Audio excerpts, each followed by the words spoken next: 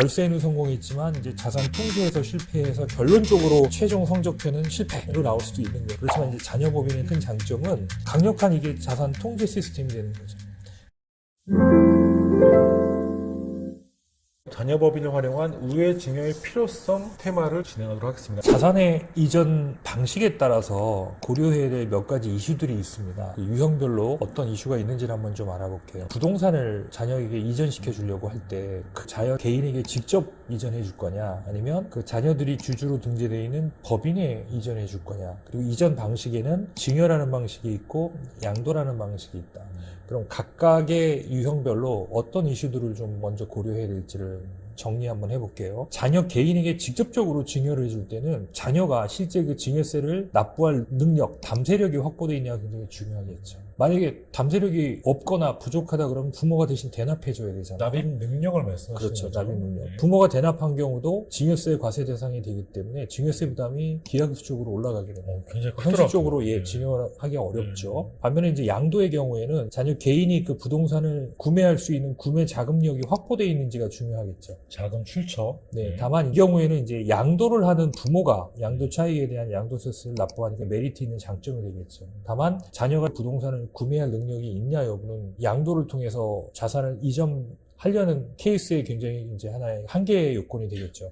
양도는 또 상속가액을 줄이는 효과는 없잖아요. 그렇기도 하죠. 자산이 자녀한테 넘어가는 대신에 결국 그 대금이 다시 부모한테 가기 때문에 그러니까요. 결국은 예. 귀속될 때의 상속세 문제는 여전히 남아있는 거죠. 다만 상속 재산도 지속적으로 증여를 통해서 자녀들한테 뭐 넘겨주려면 줄 수는 있겠죠. 자, 자녀 법인에 증여하는 방법은, 자, 이 경우에는 이제 법인이 증여를 받은 거잖아요. 법인이 증여받은 거는 이제 법인의 순자산이 늘었기 때문에 법인이 법인세를 납부하는 거예요.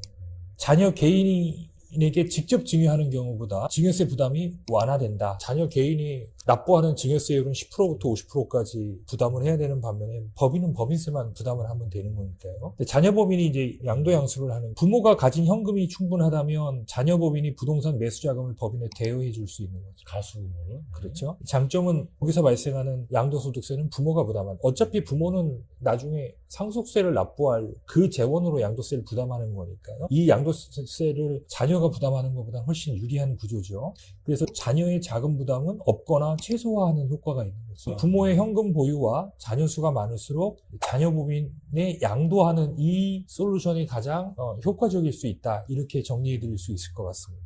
주식을 갖고 계신 분들이 이제 증여를 할 거냐 양도를 할 거냐 해서 세액만 놓고 한번 비교를 해볼까요? 이 단위가 100만 단위죠? 네, 그렇습니다. 재산가액이 10억 범위 있죠. 요 구간에서는 증여가 유리합니다. 증여가 조금 유리한데 요 범위를 벗어나면 양도가 유리하죠. 그 마이너스 구간이 양도가 유리한 구간입니다. 그래서 이제 양도를 선택하고 싶어요. 근데 뭐가 문제예요? 양도는 출처가 실질적으로 작은 거래가 있어야 돼요. 네.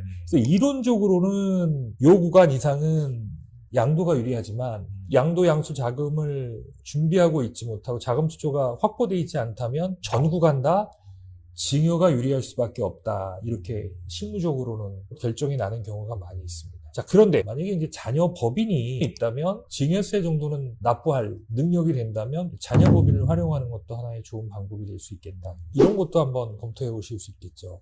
사전 증여 없이 상속하는 게 유리할 거냐, 사전 증여라는 행위를 한 후에 상속을 하는 게 유리할 거냐. 상속 재산은 10년 내에 증여한 재산이 합산과세가 되기 때문에 여러 가지 조건에 따라서 유불리가 결정이 되겠지만 몇 가지만 좀 단순화해서 한번 시뮬레이션을 해보면, 사전증여 없이 상속을 했다. 이제 20년 후에 상속이 발생이 되는 걸 가정을 하면 시가총액이 한 93억 정도, 여기에 따른 이제 상속세가 한 36억 2천만 원 정도 나옵니다.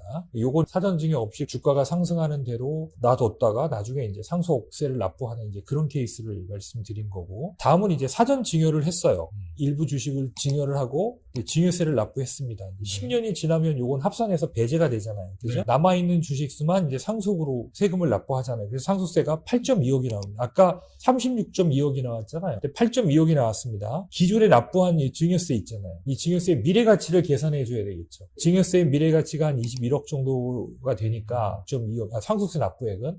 그러면 사전증여를 할 때가 사전증여 없이 상속한 경우보다 조금 유리하죠. 7억 정도 빠지네요. 그렇죠. 자녀법인 운용의 기대 효과를 좀 말씀을 드릴게요. 토끼와 거북이가 경주를 하면 조건 없이 이제 경주를 한다면 토끼가 이기겠죠. 네네. 근데 거북이가 이길 때가 있습니다. 늪이나 물에서는 뭐 토끼가 잘 수가 없고. 그렇죠. 예. 제가 이제 이 말씀을 왜 드리냐면 우리가 너무 이제 절세 하다 보니까 절세를 극대화하는 과정에서 자산 통제가 안 될 가능성이 높죠. 예를 들어 뭐 현금이나 부동산이나 소유권을 넘겨야 되는 거예요. 중요한 부분입니다. 예. 그리고 가급적 수중인이나 상속인의 수를 늘려야 되니까 그 각각의 자산 운용 능력이라든가 이런 걸 알 수 없이 자산을 분배하는 거잖아요. 예, 그러다 보니까 절세에는 성공했지만 이제 자산 통제에서 실패해서 결론적으로 최종 성적표는 실패로 나올 수도 있는 거죠. 굉장히 중요한 부분인 것 같습니다. 그런 관점에서 세금들을 줄일 수 있는 장점이 물론 있어요. 그렇지만 이제 자녀법인에 숨어 있는 굉장히 큰 장점은 실제 자녀법인의 주주는 자녀지만 뭐 대표는 이제 증여자나 피상속인인 부모가 계속 대표이사를 역임할 수 있는 겁니다. 어떤 의미에서 소유와 경영이 분리되어 있는 경우죠. 대표이사의 대표권이 행사되지 않으면 자산의 유출이 일어나기 어렵게 구조를 만들어 놓으면 강력한 이게 자산 통제 시스템이 되는 거죠. 그래서 재산 소진 위험을 최소화할 수 있다는 게 어떤 의미에서는 자녀법인 운용의 기대 효과로 볼 수도 있다라고 말씀드릴 수 있을 것 같습니다. 그래서 직접 증여를 할까 말까 저희가 많이 상담해본 경험 따지면은 궁극적으로 이게 자녀가 일탈했다가 그걸로 인해서 자녀가 부모의 기대에서 벗어나는 이탈을 하지 않을까. 경영은 부모가 하고 소유권만. 지금 부모의 법인의 소유권을 자녀한테 넘기기에 여건이 좋지 않은 거예요. 왜 그럴까요? 지분이 대부분 부모한테 집중돼 있고 주가가 되게 높아요. 그래서 현실적으로 지금 있는 법인이 주주 구성을 리모델링 하는 데는 한계가 있는 거예요. 차라리 그럴 바에는 주주 리모델링을 하지 말고 자녀 법인으로 신축을 하자. 이런 개념으로 이해하시면 될 것 같아요. 그래서 지분은 자녀가 소유하더라도 부모가 실질적인 경영권을 행사하고 점진적인 지분율 조정을 통해서 부모가 원하는 속도로 자산의 이전과 관리를 병행할 수 있다. 이게 가장 큰 자녀 법인의 장점이다. 자, 그럼 자녀의 통제력을 유지하는 장치가 그래서 자녀 법인은 정관이 되게 중요합니다. 경관이 중요하죠. 통제를 한다는 거는 나의 경영권이 어떠한 경우에도 행사될 수 있게 그냥 법적 근거가 있어야 되잖아요.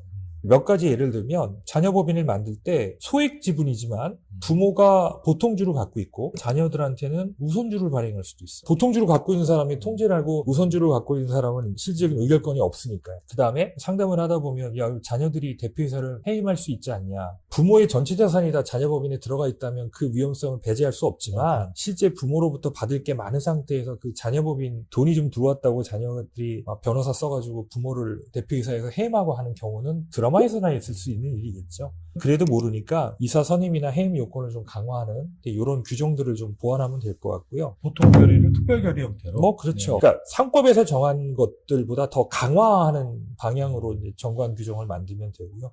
그리고 이제 경영권, 특히 이제 이사회의 권한을 강화한다든가 그리고 주시 양도 제한 규정을 넣는다든가 해서 정관의 부모의 자산 통제력을 유지할 수 있는 제어 시스템을 구축해 놓는 것도 굉장히 중요한 이슈가 될 것 같습니다. 자산 통제에 대한 권한을 부모가 가지고 있어야 된다는 게 굉장히 인상적이었습니다.